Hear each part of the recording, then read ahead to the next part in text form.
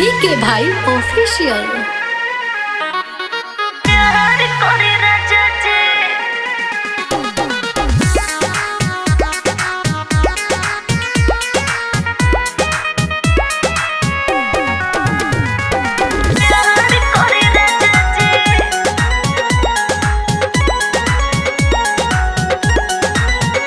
काहे बाड़ तू नाराज रानी हमसे हो आज बोला। अरे का बताई काहे बाड़ तू नाराज रानी हमसे हो आज। चटिए के ढोढ़े इनार करे राजा जे, चटिए के ढोढ़े इनार करे राजा जे। हम तो बने तो यार हमसे प्यार करे राजा जे। हम तो बने तो यार हमसे प्यार करे राजा जे।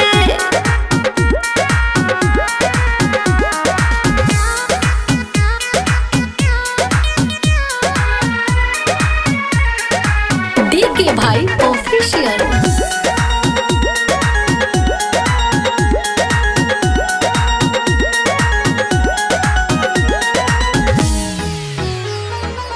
जिद नहीं करना तो गरम होता पारा। डाली दे राजा जी सामान का खड़ा। एहो आवना जिद नहीं करना तो गरम होता पारा। डाली दे राजा जी सामान का खड़ा। झुमका झुलनिया नहार चाहे राजा जी, झुमका झुलनिया नहार चाहे राजा जी। हम तो बने तो यार हमसे प्यार करे राजा जी। अरे आवना हम तो बने तो यार हमसे प्यार करे राजा जी। डीके भाई ऑफिशियल। जे भी दिली फुक तुले तारू परीक्षा। चूसी होठ लाली हमर पूरा कर इच्छा। काहे नहीं समझो स्वामी शरारती कोले तारू परीक्षा। चूसी होठ लाली हमर पूरा कर इच्छा।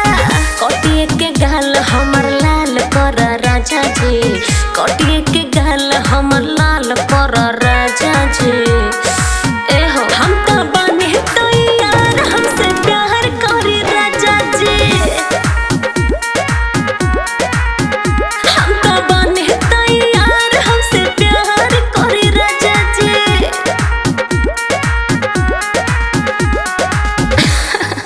अरे काहे नहीं खदौरत बुझत।